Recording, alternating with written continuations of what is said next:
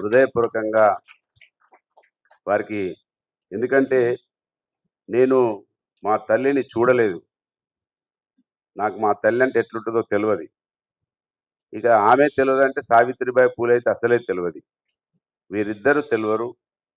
వాళ్ళ గురించి, మా తల్లి గురించేమో మా వాడలో చెప్పంగా విన్న నేను. మీ అవ్వ ఇంటికొస్తే గంజి పోసేది, అంబలి పోసేది, పుట్టలింగమ్మ చాలా గొప్పది అని చెప్పేగా విన్నా. సావిత్రిబాయి పూలే, మహాత్మా జ్యోతిబా పూలేను, బాబాసాహెబ్ అంబేద్కర్ను పరిచయం చేసింది మా తమ్ముడు శంకర్లాల్. అక్కడ కూర్చున్నాడు. ఆయనను వేదిక మీదకి రావాలి. ఆయన నాకు వారిని పరిచయం చేసిండు.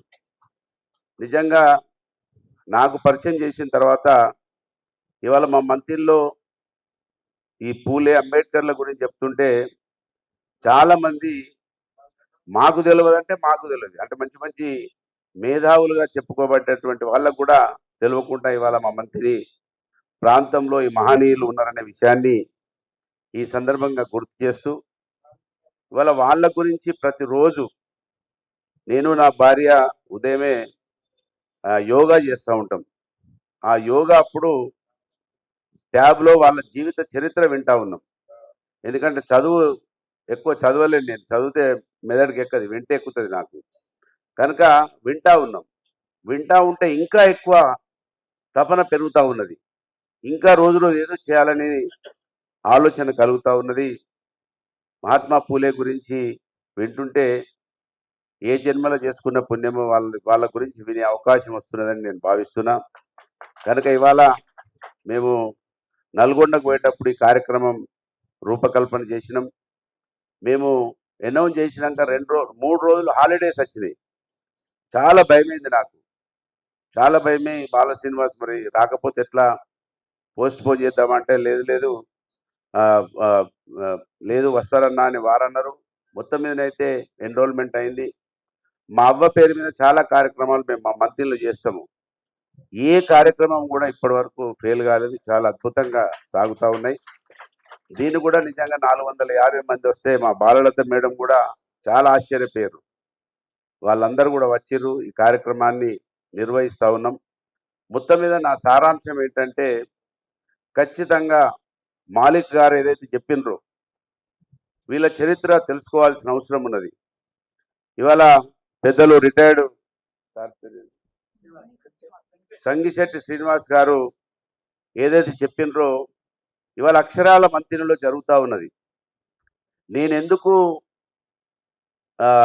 అవమానించబడుతున్నానో, ఇవాళ మంత్రిలో ఉన్నటువంటి ఎమ్మెల్యే ఎందుకు కీర్తించబడుతున్నాడో ఇప్పటి వరకు కూడా నాకు అర్థమైతలేదు. మా మంత్రి సమాజానికి కూడా అర్థమైతలేదు. చాలామంది బీసీలు, మా సామాజిక వర్గం వాళ్ళు నన్ను ఉట్టి పుణ్యాన తిడుతూ ఉన్నారు. అనేక రకాల నా భార్యను, నా బిడ్డను, నా కొడుకును, నన్ను అందరినీ కలిపి తిడుతూ ఉన్నారు. నేను ఎమ్మెల్యే గారు మీరు ఇల్లు కట్టలేదనో, ఎమ్మెల్యే గారు మీరు ఇప్పటి వరకు ఉద్యోగాలు పెట్టలేదని అడిగితే దాని గురించి ప్రస్తావించకుండా తిడుతూ ఉన్నారు. నేను మొన్న కోపం వచ్చి నేను కూడా మీ కుటుంబాల గురించి ఇంకా మాట్లాడతా, మీరు ఇదే విధంగా ఎమ్మెల్యేగా మీరు జవాబు చెప్పకుండా మా బీసీలతోటి మా ఎస్సీలతోటి నన్ను తిట్టిపిస్తూ ఉంటే నేను కూడా మీ కుటుంబం చిట్టా విప్పుతా అంటే బ్రాహ్మణ సంఘం నేను నా మీద స్టేట్మెంట్ ఇచ్చారు. పుట్టబదులు ఒళ్ళు జాగ్రత్త పెట్టుకోవాలి, పుట్టబదులు నువ్వు పర్సనల్గా మాట్లాడుతా అంటున్నావు అంటే, నా గురించి పర్సనల్గా మాట్లాడితే మా బీసీలు కావచ్చు, మా ఎస్సీలు కావచ్చు ఎవరు స్పందించారు. కానీ నేను మీ కుటుంబం చిట్టా విపుతా అన్నదికి బ్రాహ్మణ సమాజం వల్ల కేసీఆర్కు లెటర్ రాస్తున్నారు, రేవంత్ రెడ్డికి లెటర్ రాస్తున్నారు. ఒక ఆయన అయితే నేను బాంబునై పేలి పుట్టమని చంపుతా అంటున్నాడు. నాకు ఎవరో వచ్చి ఆ పిల్లకి ఇట్లా పేపర్లు వచ్చిందంటే నిజంగా వాడికి అతనికి ఏమన్నా మంచి జరిగేటట్టుంటే నేను సచ్చినా మంచిదేనే అని పూలే సాబ్ ఎట్లయితే అన్నాడో మొన్న రీసెంట్గా మంత్రిలో జరిగింది. నేను నన్ను చంపితే కనీసం ఆయనకి ఏదైనా మంచి జరిగితే బాగుంటుంది అనేది మరి అక్కడ ఇవాళ కూడా చాలా విచిత్రమైనటువంటి పరిస్థితులు. అప్పుడప్పుడు నేను మా మధుసూరిచారి గారికి, మా శ్రీనివాస్ గౌడ్ గారికి, మా కమలాకర్ అన్నకు, మా ఈశ్వర్ అన్నకు నాకైతే రోజులు ఒళ్ళైతూ ఉంటుంది. అన్న మీరు మంత్రిని అర్థం చేసుకోవాలన్నా అని గొడవ పడుతూ ఉంటాం. సో ఈ విధంగా మొత్తం మీదనైతే ఈ కార్యక్రమం, ఆ ఇద్దరు తల్లుల కార్యక్రమం పెట్టుకోవడము, మీరందరు రావడము, మరి ఎంతో కష్టపడి కార్యక్రమాలు పెడతా ఉంటాం. ఇప్పుడు ఇలా కూర్చున్న వాళ్ళందరూ బిజీ ఉన్నారు, ఎప్పుడు వెళ్ళిపోదామా అని చూస్తున్నారు. మీరు కూడా ముందట ఉన్న వాళ్ళు ఎప్పుడు వెళ్ళిపోదామా అని చూస్తూ ఉన్నారు.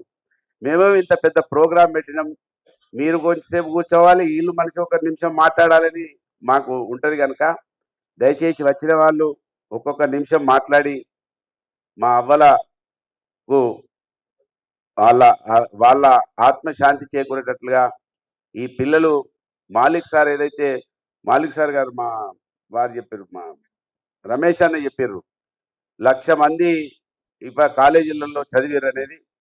సో ఈ విధంగా ఈ కార్యక్రమాన్ని పూలే అంబేద్కర్ గురించి మా మంత్రిలో చాలా మంది భయపడేది.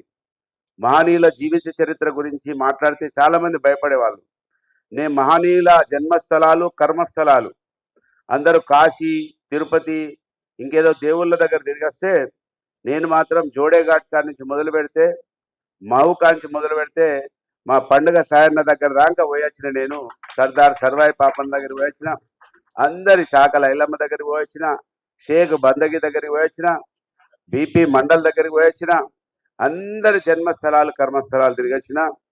సో నాకు ఆ జన్మ ధన్యమైంది కనుక దయచేసి మరి ముందుగా మహిళల నుంచి పెద్దలు బాలలత మేడం గారిని ఒక ఈ ఈ విషయం మీద వారిని మాట్లాడవలసిందిగా కోరుతా ఉన్నాం.